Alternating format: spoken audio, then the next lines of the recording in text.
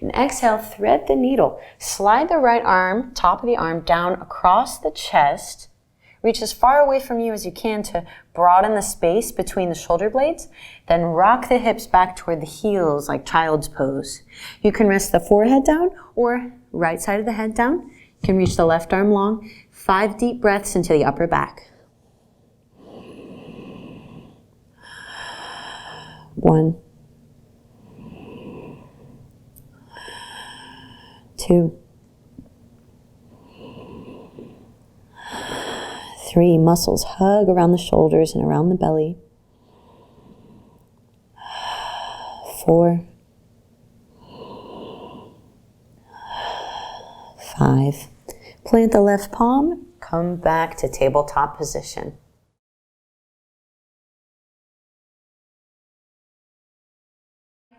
Then exhale, thread the needle, top of the left arm to the mat or the ground. Slide the arm down and across. Broaden the space between the shoulder blades and rock the hips back toward the heels.